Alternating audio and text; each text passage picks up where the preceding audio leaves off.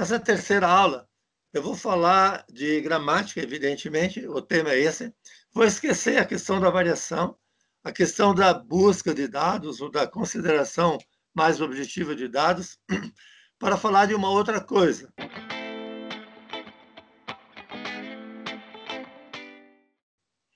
Que é a seguinte, a diferença entre gramáticos e linguistas, que está no mercado, tem um pouco a ver com o que eu falei na aula passada, na emissão passada.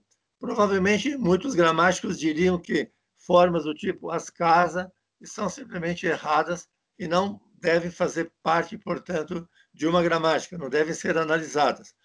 Eu tentei defender que sim, que se uma gramática é descritiva, isto é, se tem pretensões científicas, ela deve descrever tanto uma forma quanto outra e tentar descobrir quem é que usa uma forma em vez de outra ou quando é que se usa uma forma ao invés de outra. Mas há outras diferenças entre gramáticos e linguistas. Os linguistas, supostamente, são mais científicos do que os gramáticos ditos tradicionais, pelo menos, os que fazem gramática normativa.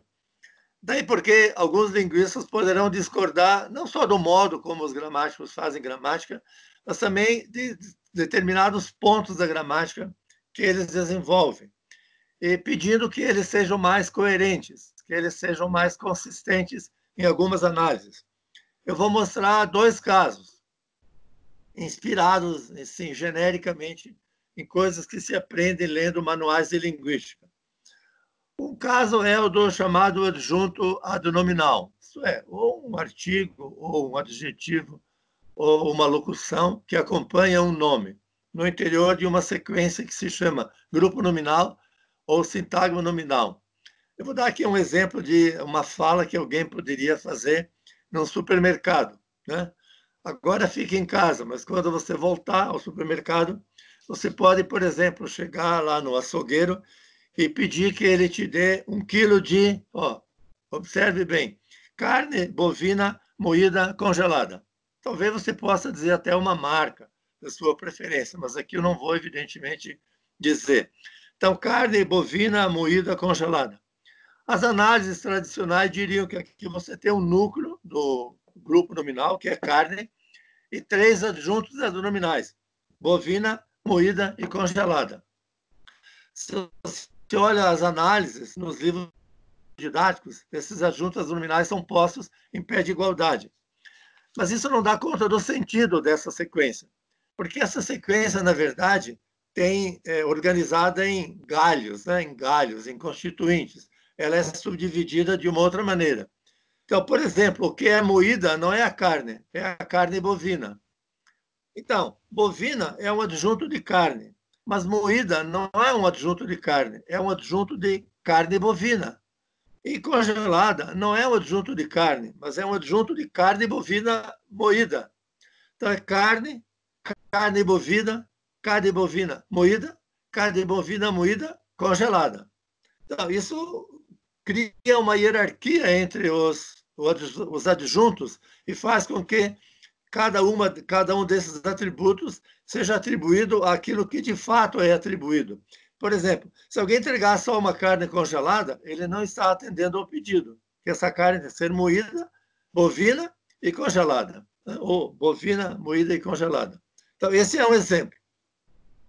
Um outro exemplo, eu vou citar de um livro do Perini, introdução, um livro de introdução à linguística que ele escreveu, e que ele mostra que se as gramáticas tradicionais fossem coerentes, elas fariam uma análise diferente das orações dos períodos compostos. E o exemplo que ele dá é: ela disse que o cachorro morreu. Na escola, a gente aprende que esse é um período composto por subordinação, que tem uma oração principal e uma oração subordinada. A gente aprende que a oração principal é ela disse, e que a oração subordinada é que o cachorro morreu. O Perini mostra que essa análise está errada, levando em consideração as definições que estão na própria gramática tradicional, que diz, por exemplo, que uma oração é uma sequência com um sentido completo. E aí ele diz, ela disse, não tem sentido completo, porque o verbo dizer é um verbo transitivo, direto, então precisa ter um complemento para que o sentido seja completo. E ele diz, de fato, a oração principal não é ela disse, mas ela disse que o cachorro morreu.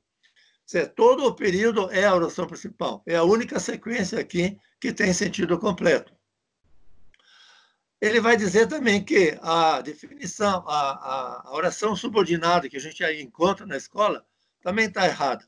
Porque as gramáticas dizem que a oração subordinada é que o cachorro morreu. E a definição de oração subordinada é a que exerce função na principal. Função na principal. Mas se eu digo que a oração principal ela disse, que o cachorro morreu não está dentro da principal. Então, ela não exerce uma função na principal. Para exercer uma função na principal, a principal tem que ser a sequência toda. E, além disso, a oração não é que o cachorro morreu. Que o cachorro morreu, em português, não é uma oração. A oração subordinada é o cachorro morreu, e não que o cachorro morreu. Ora, o objeto direto, isto é, a sequência, que é uma substantiva objetiva direta, é que o cachorro morreu. Esse que é o introdutor da oração subordinada. Então, ele faz parte do constituinte, que é o objeto direto do verbo dizer. Então, a reanálise disso seria oração principal. Ela disse que o cachorro morreu. Oração subordinada. O cachorro morreu. Objeto direto na oração principal. Que o cachorro morreu. Repito, isso é levar em conta as próprias definições da gramática tradicional, que diz que a oração tem que ter sentido completo e que a subordinada tem que exercer uma função dentro da oração principal. Uma outra questão que tem a ver com gramática tradicional, isso é, que não exige nenhuma modificação de nenhum conceito, nem de corpus, nem de nada, nem levar em conta a variação linguística, etc., mas que exige prestar atenção ao sentido da sequência que vai ser analisada. Na minha opinião, e acho que na maioria das pessoas, a análise sintática na escola é um bicho-papão, é uma coisa da qual não se gosta muito, também porque ela é meio automatizada. É uma coisa do tipo, acho o sujeito, acho o complemento, me diga se isso aqui é um adjunto adnominal, ou se é um complemento nominal, ou separe a adjetiva explicativa da restritiva, uma tem vírgula, a outra não tem vírgula. Na verdade, a análise deveria ser baseada na descoberta do sentido, que a sequência tem.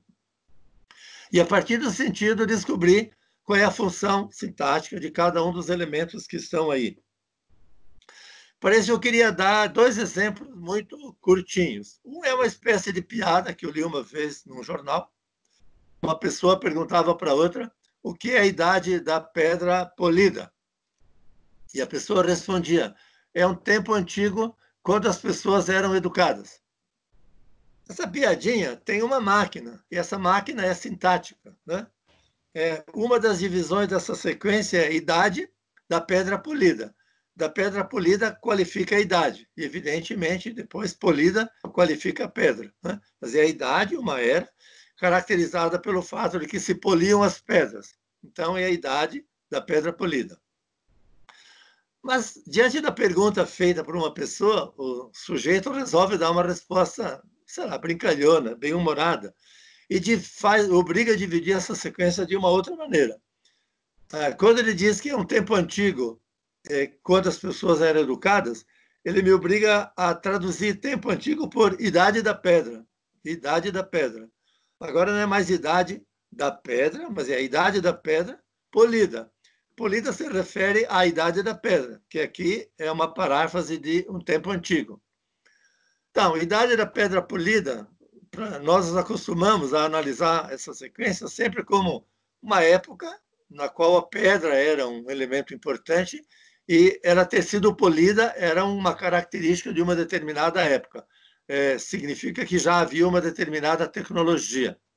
Mas quando eu digo idade da pedra polida, polida não tem mais a ver com deixar uma pedra lisa, né? Polida agora quer dizer educada, fina, elegante. Então, não só muda a sequência sintática, isso é a organização sintática interna, como muda o sentido da palavra polida. Polida é alisada, num caso, e no outro caso, sei lá, metaforicamente, uma pessoa sem casca grossa, digamos assim, né? Então, ela é fina, ela é educada. Outro exemplo que eu queria dar que tem a ver com esses advérbios que viram adjetivos.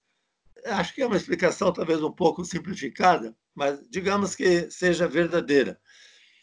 Tem um famoso slogan de uma cerveja, que era Desce Redondo, etc., e que deu muito pano para manga em algumas aulas de TV, para explicar que isso, na verdade, é um advérbio, por isso que é redondo e não redonda, não é ela desce redonda, ela desce redondo, que quereria dizer desce redondamente, ou de modo redondo, de modo não agressivo, e assim por diante.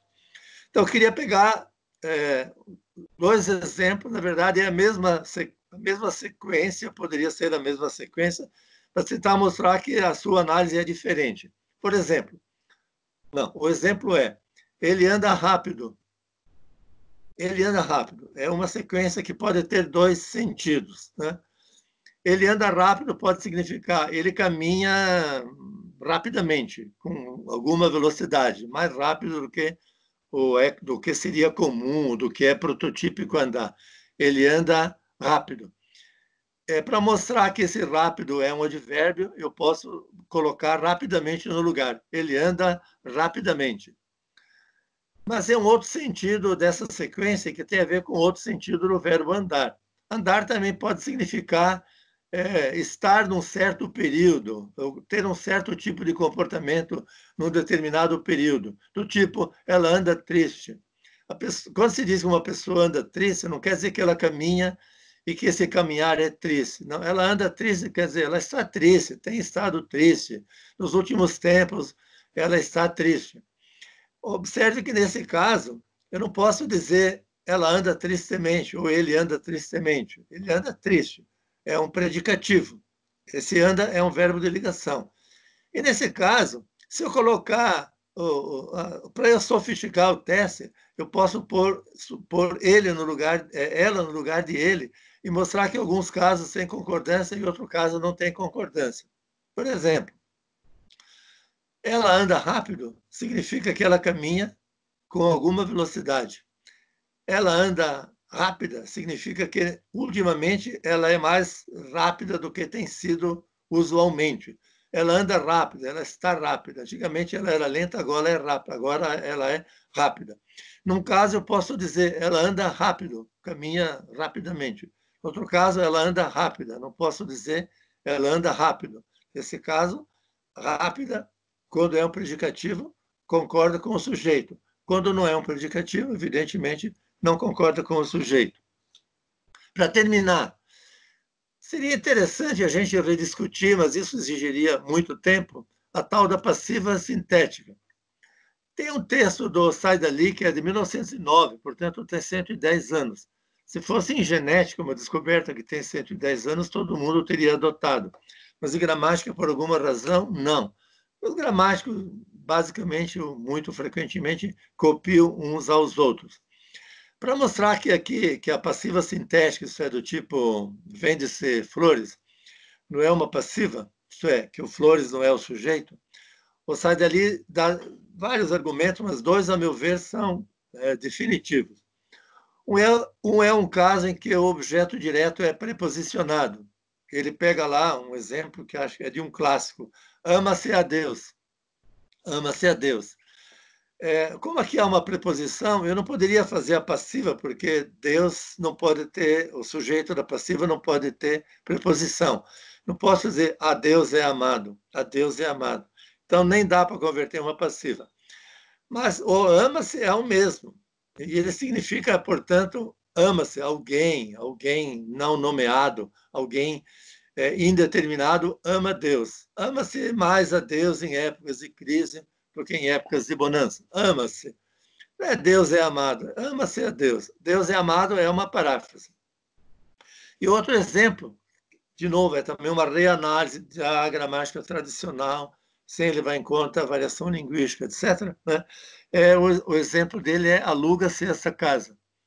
Ele diz que se você vê essa placa pendurada numa casa, ou no portão de uma casa, você nunca vai imaginar que essa casa é alugada.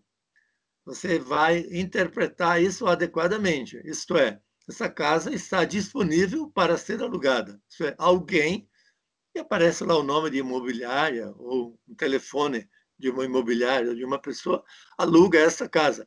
Isto é, a casa está disponível para ser alugada, e não a casa é alugada. Esse exemplo eu acho definitivo, porque mostra que a intuição dos falantes explicita, deixa claro que não interpretam as chamadas passivas sintéticas como passivas, mas como orações ativas cujo sujeito é indeterminado. Além disso, não faria sentido eu ter dois Cs. Um C apassivador para os verbos transitivos diretos e um C indeterminado para os verbos transitivos indiretos, do tipo precisa-se de um pouco de juízo nas aulas de gramática. Até a próxima.